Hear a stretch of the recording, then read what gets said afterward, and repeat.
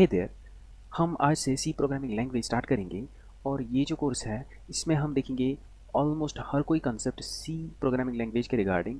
इसमें हम हर कोई टॉपिक इन डिटेल पढ़ने की कोशिश करेंगे और हर कोई कंसेप्ट हम क्लियर करने की कोशिश करेंगे। C programming from the very basic to the very complex, हम हर कोई प्रोग्राम कवर करने की कोशिश करेंगे और बेसिक जो आपके एकेडमिक्स में या आपके कॉम्पिटिटिव एग्जाम में आते हैं उन सारे क्वेश्चंस का हम सॉल्यूशन निकालने की कोशिश करेंगे और हम प्रोग्राम को प्रैक्टिकली करके भी देखेंगे। ठीक है, तो हम सी प्रोग्रामिंग लैंग्वेज से स्टार्ट करेंगे क्योंकि सी प्रोग्रामिंग लैंग्वेज एक बेसिक स्ट्रक्चर, एक ब्लूप्रिंट होता है सारे प्रोग्रामिंग लैंग्वेज का। तो आप ये मान के चल सकते हैं कि आपने अगर सी प्रोग्रामिंग लैंग्वेज सीख लिया तो आप ऑलमोस्ट 70 to 80% ऑफ लैंग्वेज को ईजिली हैंडल कर सकते हैं, ईजिली पढ़ सकते हैं, ईजिली उन लैंग्वेज को सीख सकते हैं क्योंकि सी प्रोग्रामिंग लैंग्वेज आपको एक बेसिक आइडिया देता है हर किसी प्रोग्रामिंग लैंग्वेज का। अब हमारे पास एक जनरल सा सवाल आता है, वाई टू यूज़ और why we use programming language. हमें प्रोग्रामिंग लैंग्वेज चाहिए ही क्यों, हम प्रोग्रामिंग लैंग्वेज यूज़ करते ही क्यों हैं। ये एक बेसिक क्वेश्चन है लेकिन बहुत इंपॉर्टेंट क्वेश्चन है। हम इस चीज़ को समझेंगे। देखिए, अगर ह्यूमंस की बात करेंगे ना, ह्यूमन अगर एक दूसरे के साथ कम्युनिकेशन करते हैं, इसके दो तरीके हो सकते हैं, या तो वर्बल कम्युनिकेशन हो सकती है या नॉन वर्बल। बट यहाँ पे हम वर्बली कम्युनिकेट करते हैं एक दूसरे के साथ एक स्पेसिफिक लैंग्वेज, ये इंपॉर्टेंट पॉइंट है, एक स्पेसिफिक लैंग्वेज को यूज़ करके हम वर्बल कम्युनिकेशन करते हैं आपस में। और ये जो लैंग्वेज है ये दोनों को समझ आनी चाहिए, the one who speaks and one who listens to it. दोनों को जब तक ना समझ आएगी तब तक सक्सेसफुल कम्युनिकेशन ऑकर नहीं होगी। तो इसी तरीके से कंप्यूटर की दुनिया में भी ये जो लैंग्वेज होता है ना, ये एनेबल करता है communication between humans and computers. Human को कंप्यूटर्स के साथ और कंप्यूटर्स को ह्यूमंस के साथ इंटरैक्ट करने के लिए ये प्रोग्रामिंग लैंग्वेज हम यूज़ करते हैं। और अब हमारे पास बहुत सारे प्रोग्रामिंग लैंग्वेज हैं। हम प्रोग्रामिंग लैंग्वेज और उनका हायरार्की देखेंगे और हमें ये समझ आएगा कि हम किस फेज़ में अप्लाई कर रहे हैं। ऑलराइट, तो पहला हमारे पास है लो लेवल लैंग्वेज। अब ये लो लेवल लैंग्वेज क्या है? Low level language, a computer can only understand digital signals. ठीक है, कंप्यूटर डिजिटल सिग्नल अंडरस्टैंड करता है which are in the binary digit 0 and 1। ये हम हमेशा से सुनते आ रहे हैं कि कंप्यूटर को सिर्फ 0 और 1 समझ आता है। ठीक है, लेकिन मैं आपको कहता हूँ कंप्यूटर्स को न 0 समझ आता है न 1 समझ आता है। क्यों? कंप्यूटर्स को सिर्फ एक चीज़ समझ आती है। अगर एक चैनल है फॉर एग्जांपल, ठीक है, ये वायर समझिए, इस वायर में अगर करंट जा रही है देन इट्स कॉल्ड 1। ये एक नोटेशन है इस चीज़ की। अगर इस वायर में से करंट नहीं जा रही है देन इट्स कॉल्ड 0। ये एक नोटेशन है। 1 दैट इज़ कॉल्ड ऑन और दैट इज़ कॉल्ड ट्रू, हम ऐसे भी बोल सकते हैं। ऑफ, दिस 0 मीन्स ऑफ, और we can say false. Okay, या तो ये फॉल्स है या तो ये ऑफ है। दैट मीन्स इस चैनल, इस मीडियम के थ्रू करंट नहीं पास हो रही है, तब जाके हम इसको डिनोट करते हैं 0 से। ठीक है, बाइनरी असल में यही है, करंट का पास होना या ना होना, फिर ये इंटरनली उन इलेक्ट्रॉनिक कंपोनेंट्स को फिर वर्क करवाता है अकॉर्डिंगली। ऑलराइट, अब देखिए, Thus, a machine language consists of instructions that are in a binary only, जैसा कि हमने देखा। Because a computer can understand only machine level language, यह आप दिमाग में रखिएगा, कंप्यूटर सिर्फ मशीन लेवल लैंग्वेज को अंडरस्टैंड कर सकते हैं। चाहे हम कोई सा भी लैंग्वेज आज के ज़माने में क्यों ना यूज़ करें, कंप्यूटर्स को आज के ज़माने में भी मशीन लेवल लैंग्वेजेस ही समझ आते हैं। ठीक है, हमें कोई भी लैंग्वेज यहाँ से यूज़ करेंगे ना, उसको इंटरनली मशीन लेवल लैंग्वेज में कन्वर्ट करना होता है, तब जाके कंप्यूटर्स को अंडरस्टैंड होता है। लेकिन एक चीज़ हमें दिमाग में रखनी है कि writing a program in a machine level language is very difficult task. एक प्रोग्राम को मशीन लेवल लैंग्वेज में लिखने के लिए हमें बहुत मेहनत करनी पड़ती है और ये बहुत डिफ़िकल्ट है, ये बहुत टीडियस टास्क है, तो हम इसको फुलफ़िल नहीं कर सकते। मैं आपको यहाँ पे समझाने की कोशिश करूँगा कि कैसे। ऑलराइट, ये देखिए, फॉर एग्जांपल हमें कुछ गाइड करना है, हमें कुछ फीड करना है, एक कंप्यूटर को हमें कुछ फीड करना है। ठीक है, फॉर एग्जांपल हम फीड कर रहे हैं एप्पल, हम बोल रहे हैं कंप्यूटर को कि हमें कंप्यूटर को एप्पल लिख के देना है। अगर हम यही चीज़ लो लेवल लैंग्वेज में यूज़ करेंगे ना, तो ये देखिए, ए के लिए सेपरेट पहले हमें इतना यूज़ करना है, 0 1 5 टाइम्स 0 1। ठीक है, इतना हमें यूज़ करना है सिर्फ ए के लिए, फिर पी के लिए ढूंढना है, वो लिखना है, फिर अगले पी के लिए ढूंढना है, फिर वो लिखना है एल के लिए और ई के लिए रेस्पेक्टिवली। और आप यहाँ से अंदाज़ा लगा सकते हैं ये सिर्फ एप्पल के लिए इतने सारे बाइनरी डिजिट्स का यूज़ होता है। अब जाके अगर हमें एक पैराग्राफ लिखना होगा, एक सेंटेंस लिखना होगा, आप अंदाज़ा लगा सकते हैं, हमें कोई ऑपरेशन करना होगा कंप्यूटर्स के साथ, तो हम बाइनरी में अगर उसको लिखने बैठें that will take a huge lot of time and very much exhaustive process. It will be okay. तो इस चीज़ को हम लो लेवल लैंग्वेज में तो बोल सकते हैं, लेकिन इसको इम्प्लीमेंट लो लेवल लैंग्वेज में करना बहुत ही कॉम्प्लेक्स टास्क है। तो इस चीज़ को फुलफिल करने के लिए एक और लैंग्वेज आ गई जिसका नाम था असेंबली लेवल लैंग्वेज। अब ये असेंबली लैंग्वेज कौन सी वाला है? अब ये क्या है, यहाँ पे सिंपली आप यहाँ पे नोट करिएगा, ये एक मॉडिफाइड फॉर्म है किसका? मशीन लेवल लैंग्वेज का ही, इसी लो लेवल लैंग्वेज का एक मॉडिफाइड फॉर्म है। क्यों? In here instructions are given in English like words. यहाँ पे हम इंग्लिश लाइक वर्ड्स यूज़ करते हैं। देखिए मैं आपको समझाता हूँ। हमारे पास अगर है a प्लस बी, ठीक है। अब हमें इस ऑपरेशन को लो लेवल लैंग्वेज में करना है। अब a के लिए हमें पता है 0 1 0 0 0 0 0 1।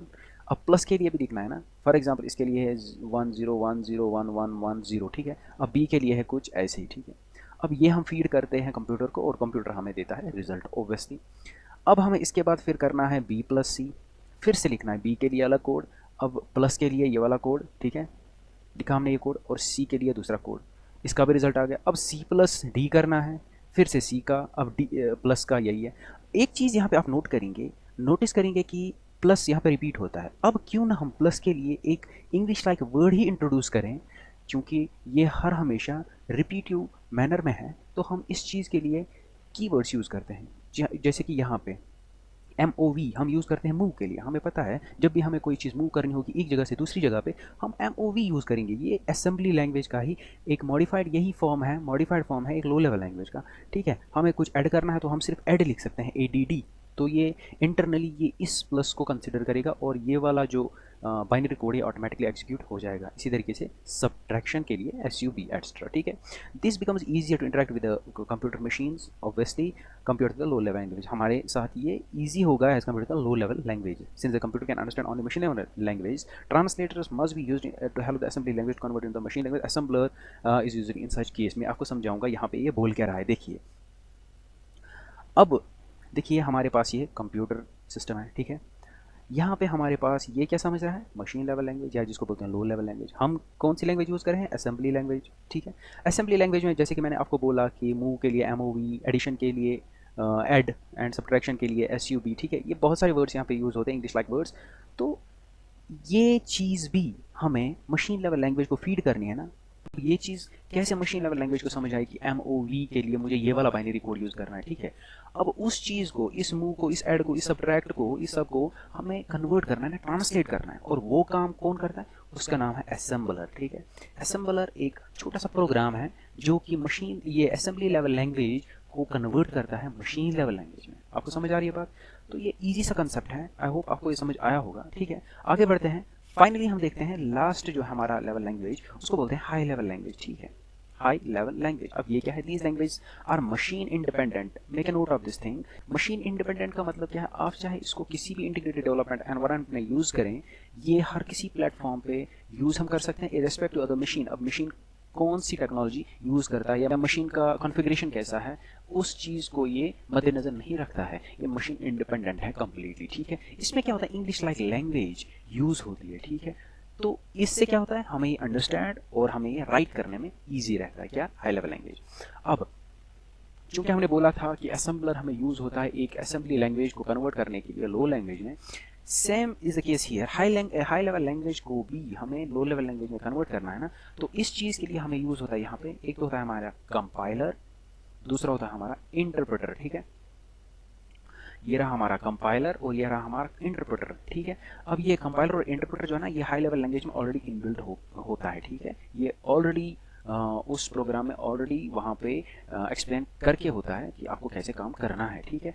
तो हाई लेवल लैंग्वेज को हम मशीन लेवल लैंग्वेज में इसी के थ्रू यूज़ करते हैं। अब हाई लेवल लैंग्वेज कौन सी है? जैसे हमारे पास फोर्ट्रान है, कोबोल है, सी है, C++ है, ठीक है, एक्स्ट्रा। ये सारे हमारे पास हाई लेवल लैंग्वेज है। अब आपको मैं यहाँ पे थोड़ी एक्सप्लेनेशन देता हूँ, कंपाइलर क्या होता है, इंटरप्रेटर क्या होता है। देखिए कंपाइलर क्या करता है? कंपाइलर ये पूरे प्रोग्राम, अगर हमारे पास एक प्रोग्राम लिख के है ना, ये पूरा प्रोग्राम पहले चेक करेगा, ठीक है, और फिर पूरे प्रोग्राम को लो लेवल लैंग्वेज में कन्वर्ट करेगा, ठीक है। वायर एज जो इंटरप्रेटर है ना, ये क्या करता है? ये स्टेटमेंट बाय स्टेटमेंट देखता है, लाइन बाय लाइन देखता है। फॉर एग्जांपल यहाँ पे एक प्रोग्राम लिखे हैं, इसमें 10 लाइन है, पहले एक लाइन देखेगा, कंसिडर करेगा, और इस एक लाइन को लो लेवल लैंग्वेज में, मशीन लेवल लैंग्वेज में ये कन्वर्ट करेगा, या मशीन लैंग्वेज में ये कन्वर्ट करेगा ताकि कंप्यूटर सीखें। और उसके बाद सेकंड लाइन को कंसिडर करेगा और इस सेकंड लाइन को फिर ट्रांसलेट करेगा, अब थर्ड लाइन को पढ़ेगा, थर्ड लाइन को ट्रांसलेट करेगा, और ये लाइन बाय लाइन, ये स्टेटमेंट बाय स्टेटमेंट कन्वर्ट करता है इनटू मशीन कोड में। ऑलराइट, समझ आया होगा आई होप। नेक्स्ट पॉइंट पे जंप करते हैं।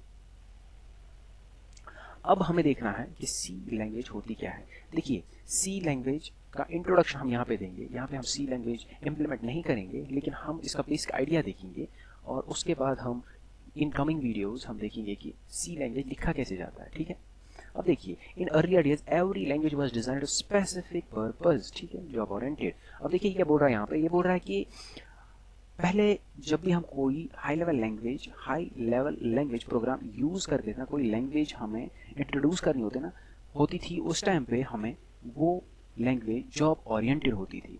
उस लैंग्वेज को पहले ही ये सिखाया जाता था कि आपको एक स्पेसिफिक टास्क करना है, बस इस टास्क के अलावा आपको कोई और टास्क नहीं करनी है। ठीक है, फॉर एग्जाम्पल हमारे पास फोरट्रैन था, इसका काम सिर्फ फॉर्मूला को ट्रांसलेट करना था। कोबोल था, इसका सिर्फ बिजनेस ओरिएंटेड लैंग्वेज थी, और इसका सिर्फ मोटिव था कि बिजनेस पर्पस के लिए इसको यूज़ किया जाए, इसको बाकी टेक्निकल टर्म नहीं पता थी। इसी तरीके से बहुत सारी लैंग्वेज बनाई गई जो कि जॉब ओरिएंटेड थी स्पेसिफिकली। लेकिन अब क्या दिमाग में आया, ये फील हुआ कि such a language was failed which could withstand most of the purposes. ठीक है, एक ऐसी लैंग्वेज को डेवलप करने की ज़रूरत है जो कि ऑलमोस्ट हर कोई काम करे, एक सिंगल लैंग्वेज हर किसी फील्ड में एक्सेल करे। ठीक है, तो सी लैंग्वेज इंट्रोड्यूस की गई, जिसको प्रोसीजरल प्रोग्रामिंग लैंग्वेज बोलते हैं, वो मैं आपको एक्सप्लेन करूंगा बाद में। It was initially developed by Dennis Ritchie. अब ये डेनिस रिची ने बनवाया था इन 1972। अब हम हिस्ट्री क्यों पढ़ रहे हैं? अगर आपको हिस्ट्री पता हो वेल एंड गुड, नहीं पता हो कोई टेंशन नहीं, फिर भी आप आराम से एक प्रोग्रामिंग लैंग्वेज को सीख सकते हैं। ठीक है, it was mainly developed on the system programming language to write the operating system. अब ये ऑपरेटिंग सिस्टम को डेवलप करने के लिए ही लिखी गई थी, लेकिन इसकी एबिलिटी ये भी थी कि ये अदर टास्क भी कर पाती थी, ये वाली लैंग्वेज। ओके, अब हम देखते हैं कि सी प्रोग्रामिंग का स्ट्रक्चर कैसा। अब सी प्रोग्राम हमें लिखना है ना, तो इसका एक स्ट्रक्चर होगा, एक सिंटैक्स होगा, एक प्रोटोकॉल होगा। आपको उस प्रोटोकॉल के हिसाब से इस प्रोग्राम को लिखना है, अदरवाइज वो प्रोग्राम एरर शो करेगा, वार्निंग शो करेगा। लेकिन अगर आप उस सिंटैक्स के हिसाब से चलेंगे तो आप इजीली एक सी प्रोग्राम को एग्जीक्यूट कर सकते हैं। अब देखते हैं स्ट्रक्चर क्या है एक सी प्रोग्राम का। देखिए, सबसे पहले होता है हमारे पास कमेंट्स। अगर ये बिल्कुल ऑप्शनल है, इसको मैं लिख लेता हूँ, ये बिल्कुल ऑप्शनल है, आप चाहे तो कमेंट्स यूज़ कर सकते हैं, चाहे तो नहीं कर सकते हैं, लेकिन सी प्रोग्राम में सबसे पहले comments on the very top use किया जाता है। ठीक है, उसके बाद हमारे पास आते हैं प्री प्रोसेसर डायरेक्ट यूज़। अब ये प्री प्रोसेसर क्या होता है? देखिए, मैं आपको एग्जांपल देता हूँ। अगर हमें करना है ए स्क्वायर रूट, मैं लिखता हूँ SQRT B। ठीक है, हमें ए को स्क्वायर रूट करना है बी के साथ। ठीक है, अब हमें ये एक्सप्लेन करना है प्रोग्राम में। ठीक, हम ये प्रोग्राम डिज़ाइन कर रहे हैं। अब ए के लिए हमें कोड लिखना है, अब स्क्वायर रूट को भी एक्सप्लेन करना है ना कि स्क्वायर रूट क्या है, इसमें मैथमेटिकल फंक्शन कैसी होती है, हम मैथमेटिकली स्क्वायर रूट को कैसे एग्जीक्यूट करते हैं, हमें ये पूरा स्क्वायर रूट एक्सप्लेन करना है। हम क्यों ना एक काम करें जो कि सी प्रोग्रामिंग लैंग्वेज की लाइब्रेरी में ऑलरेडी इनबिल्ट ऐसे फंक्शंस होते हैं जो कि हमें सिर्फ इंपोर्ट करने हैं और हम उनको यूज़ कर सकते हैं। जैसे कि ये स्क्वायर रूट, हम डायरेक्टली प्री प्रोसेसर्स में स्क्वायर रूट को मेंशन करेंगे, और इन फर्दर प्रोग्राम में हमें जहाँ कहीं भी स्क्वायर रूट आएगा ना, हमें सिर्फ लिखना है SQRT, और प्रोग्राम हमारा ऑटोमेटिकली समझ जाएगा कि इसको यहाँ पे स्क्वायर रूट यूज़ करना है। ठीक है, without explaining the functionality of the square root. आपको समझ आ रही है बात?